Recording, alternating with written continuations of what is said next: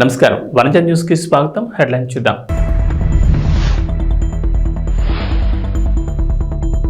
ఏపీలో మరోసారి ఎన్నికలు, కేంద్ర ఎన్నికల సంఘం కీలక ప్రకటన.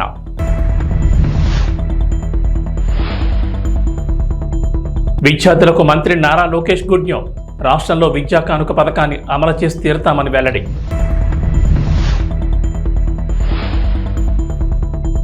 తెలంగాణలోని ఉద్యోగులకు రేవంత్ సర్కార్ గుడ్ న్యూస్. పెండింగ్ లో ఉన్న డిఏ చెల్లించేందుకు ప్రభుత్వం నిర్ణయం.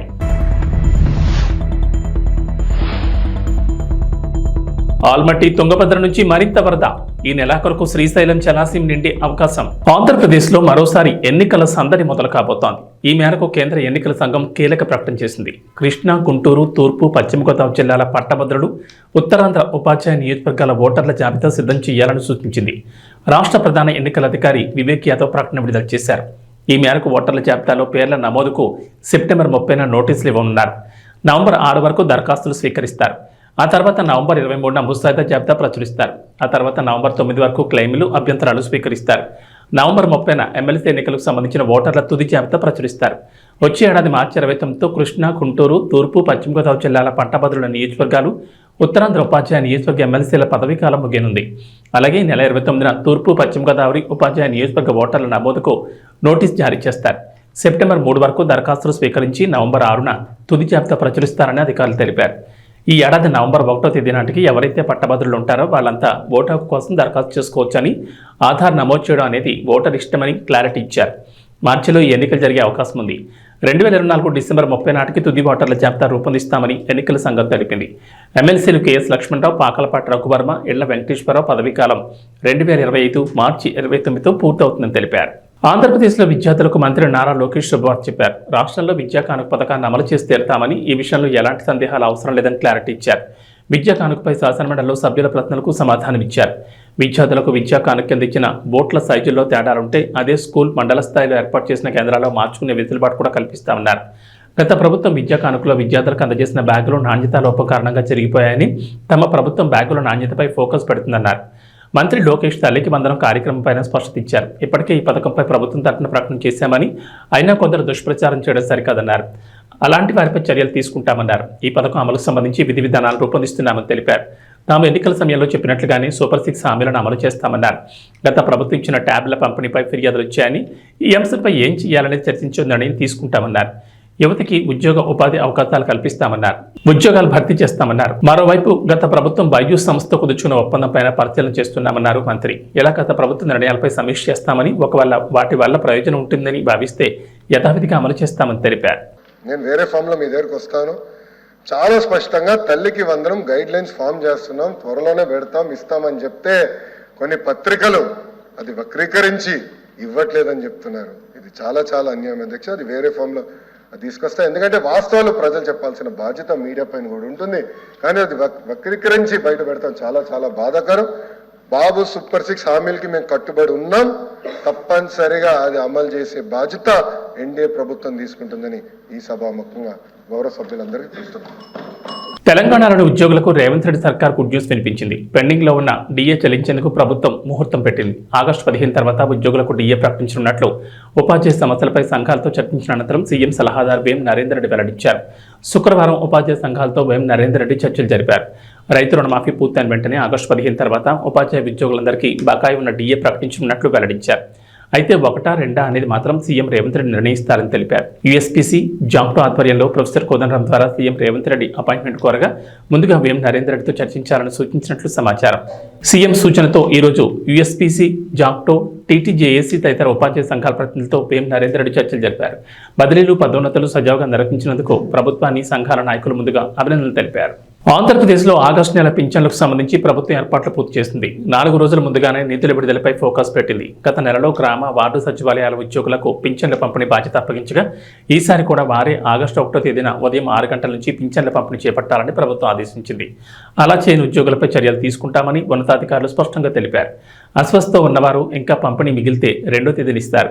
ఎవరైనా పింఛన్ లబ్ధిదారులు ఇతర ప్రాంతాల్లో ఉంటే ఆగస్టు 1 నాటికి స్వగ్రామాల్లో అందుబాటులో ఉండేలా సమాచారం ఇవ్వాలని అధికారులు సచివాలయ ఉద్యోగులకు సూచించారు.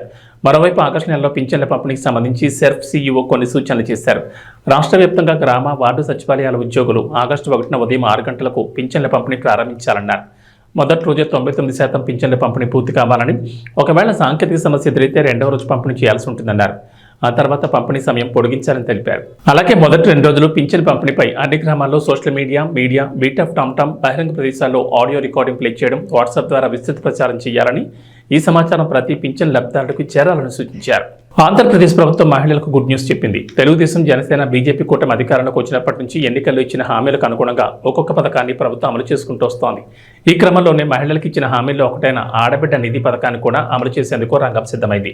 ఈ క్రమంలోనే అర్హులైన ప్రతి మహిళ ఖాతాలో నెలకు 1500 ప్రభుత్వం జమ చేయనుంది. ఈ క్రమంలోనే తాజాగా ఆడబిడ్డ నిధి పథకం అమలుకు సంబంధించి మంత్రి గుమ్మడి సంధ్యారాణి శాసనమండలిలో ప్రకటన చేశారు. శాసనమండలిలో మాట్లాడిన మహిళా శిశు సంక్షేమ, గిరిజన సంక్షేమ శాఖ మంత్రి గుమ్మడి సంధ్యారాణి ఆడబిడ్డ నిధి పథకం అమలుకు సంబంధించి కీలక ప్రకటన వెలువరించారు.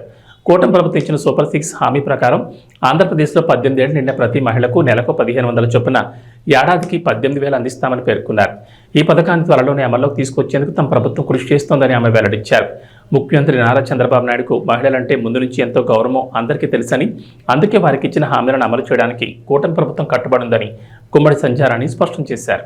అధ్యక్ష, గౌరవ సభ్యులు అనురాధ గారు అడిగిన ప్రశ్నకి ఆంధ్రప్రదేశ్లో ఉన్నటువంటి మహిళలు అంటే ఆంధ్రప్రదేశ్లో జనాభాకి సగం కంటే ఎక్కువ మంది మహిళలు ఉన్నారు అధ్యక్ష. గత ప్రభుత్వంలో అక్క చెల్లెమ్మలు అని అక్క చెల్లెమ్మలు అందరికీ ఇంచుమించు మోసం జరిగింది అధ్యక్ష. ఎందుకంటే మహిళలు డ్వాక్రా గ్రూప్ మహిళలకు కానీ ఎక్కడ కూడా కనీసం రుణాలు ఇవ్వడం కానీ వాళ్ళకి ఆర్థిక సహాయం ఏ విధంగా చేయడం కానీ జరగలేదు అధ్యక్ష. అలాగే గౌరవ సభ్యులు అడిగిన దానికి 45 సంవత్సరాలు పూర్తయిన ఎస్టీ, ఎస్సీ, బీసీ, మైనారిటీ మహిళలకు 3,000 రూపాయలు నెలకిస్తాం, మొత్తం టోటల్గా సంవత్సరానికి 36,000 ఇస్తామని ఉపన్యాసం అయితే చెప్పారు కానీ అధ్యక్ష ఎక్కడ అందలేదు అధ్యక్ష. ఎందుకనంటే ఆ తరువాత ఒక సంవత్సరం ఇవ్వకుండా ఇంకొక సంవత్సరం మాత్రం 18,500 రూపాయలు మాత్రం ఒక 2 సంవత్సరాలు, అది కొంతమందికి 45 సంవత్సరాలు పూర్తయిన అందరికీ కాదు అధ్యక్ష, కొంతమందికి అందించారు. అలా అందించడం వల్ల చాలామంది మహిళలు అది చాలా బాధపడడం కూడా జరిగింది అధ్యక్ష.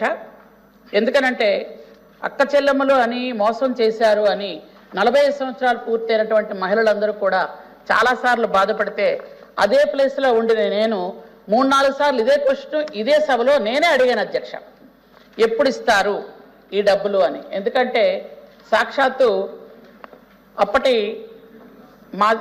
మాజీ ముఖ్యమంత్రి వర్యులు ఇప్పటి ఎమ్మెల్యే గారు, పులివెందుల ఎమ్మెల్యే గారు అప్పుడు ఏం చెప్పారంటే క్రిస్మస్ సందర్భంగా, నేను ఆ పేపర్ కటింగ్స్ కూడా నేను ఎమ్మెల్సీగా ఉండేటప్పుడు చూపించాను అధ్యక్ష. క్రిస్మస్ సందర్భంగా మహిళలకు కానుక, మహా కానుక, పెద్ద కానుక అని చూపించి 3,000 రూపాయల నెలకని చూపించారు అధ్యక్ష. కానీ ఒక్కరోజు కూడా ఇచ్చిన పాపాను పోలేదు, మహిళలు చాలా బాధపడ్డారు. కాబట్టి మహిళల్ని గౌరవించడం చంద్రబాబు నాయుడు గారికి మొదటి నుంచి ఉన్నటువంటి అలవాటు. అలాగే ఈ ప్రభుత్వం కూడా సూపర్ 6లో ప్రతి మహిళకు 18 సంవత్సరాలు పూర్తయిన ప్రతి మహిళకు 1,500 రూపాయలు అంటే సంవత్సరానికి 18,000 రూపాయలు ఖచ్చితంగా అందించడం జరుగుతుంది అధ్యక్ష. దీనిలో ఎవరిని కూడా తెలుగింటి ఆడపడుచుల్ని అన్యాయం చేసేది లేదు అధ్యక్ష. ఖచ్చితంగా అప్పుడైతే అక్క చెల్లెమ్మలకు అన్యాయం జరగడం వాస్తవమే, కానీ ఇప్పుడు మాత్రం ఖచ్చితంగా అన్ని రకాలైనటువంటి వివరణలతో త్వరలోనే దీన్ని మేము రూపొందించడం జరుగుతుంది అధ్యక్ష. Thank you. పాకిస్తాన్ ఉగ్రముఖులు అక్రమంగా భారతదేశంలోకి చొరబడగా వారిని తిప్పికొడుతూ మన భూభాగాన్ని పరిరక్షించడానికి ఆపరేషన్ విజయ్ పేరిట కార్గిల్ యుద్ధం జరిగి 25 సంవత్సరాలు పూర్తయిన సందర్భంగా పామిడి పట్టణంలో బీజేపీ ఆధ్వర్యంలో విజయ్ దివాస్ ర్యాలీ నిర్వహించి పట్టణంలోని ఎద్దులపల్లి రోడ్ సర్కిల్లో విద్యార్థులతో కలిసి మానవహారం ఏర్పాటు చేసి నినాదాలు చేసి కార్గిల్ యుద్ధంలో పాల్గొన్న పట్టణానికి చెందిన మాజీ సైనికాధికారి ఈశ్వరేని మరియు లక్ష్మీనారాయణకు సత్కారం చేశారు. ఈ సందర్భంగా బీజేపీ మండల అధ్యక్షులు అంజనాయక్ మరియు బీజేపీ యువమోర్చా జిల్లా ఉపాధ్యక్షుడు రాజశేఖర్ గౌడ్ మాట్లాడుతూ ఈ యుద్ధంలో ప్రత్యక్షంగా పాల్గొని దేశం కోసం తమ ప్రాణాలను సైతం పణంగా పెట్టి పోరాడిన భారత సైనికుల శౌర్య పరాక్రమాలను వేనోళ్ల కొనియాడుతూ నేటి యువత విద్యార్థులు దేశం పట్ల అనురక్తి కలిగి ఉండాలని సూచించారు. ఈ కార్యక్రమంలో బీజేపీ మండల ఉపాధ్యక్షులు సునీల్ కుమార్, చాణుక్య, అజయ్, గోపాల్, హరినాథ్ తదితరులు పాల్గొన్నారు. Junior college PT Ramakrishna, Sri Saraswati Vidyamandir, హాయ్ బాబా మరియు పామిడి మండల ప్రజలు పాల్గొన్నారు.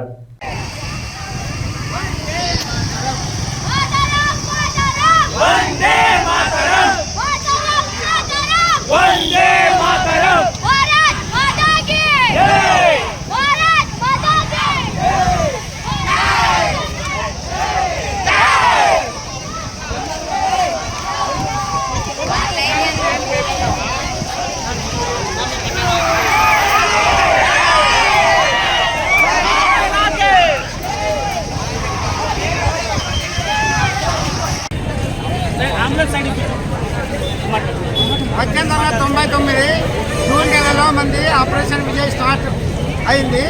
కార్గిల్ యుద్ధం అంటారు వాటిని.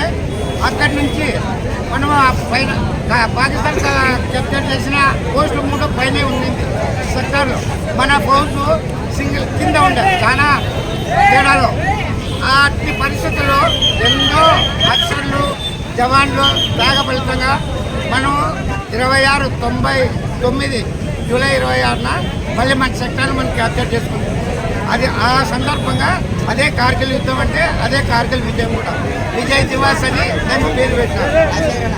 తుంగభద్ర జలాశయం మంత్రాలయంలో ఉధృతంగా ప్రవహిస్తోంది. టీబీ డ్యాం నుంచి గేట్లు ఎత్తివేయడంతో తుంగభద్ర నది కళకళలాడుతోంది. శ్రీ రాఘవేంద్ర స్వామి వారిని దర్శించుకునేందుకు వచ్చే భక్తాదులకు అప్రమత్తంగా ఉండాలని అధికారులు ఎప్పటికప్పుడు సూచిస్తున్నారు. తుంగభద్ర నది జలాశయంలో చెత్తాచెదారంతో పాటు ముసాళ్లు కూడా రావడం జరిగిందని అధికారులు తెలిపారు. తుంగభద్ర నదికి నీరు రావడంతో నది ఒడ్డున ఉండే చిన్నకారు రైతులు సంతోషం వ్యక్తం చేస్తున్నారు.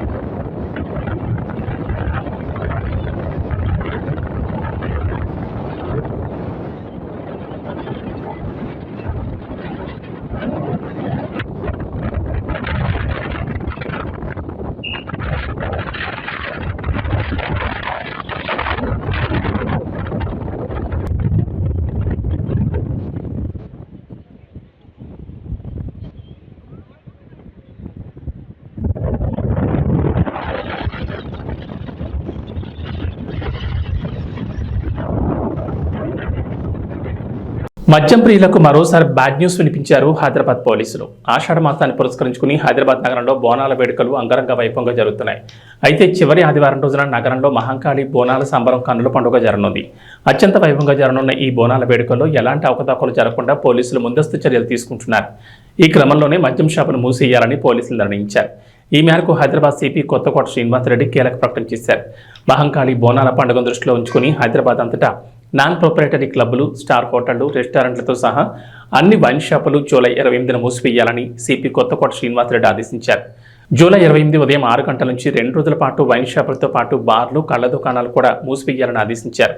సౌత్ ఈస్ట్ జోన్లో చంద్రాయణగుట్ట, బండ్లగూడ ప్రాంతాల్లో ఆదివారం ఉదయం 6 గంటల నుంచి జూలై 29 ఉదయం 6 గంటల వరకు మద్యం దుకాణాలు బంద్ ఉండనున్నాయి.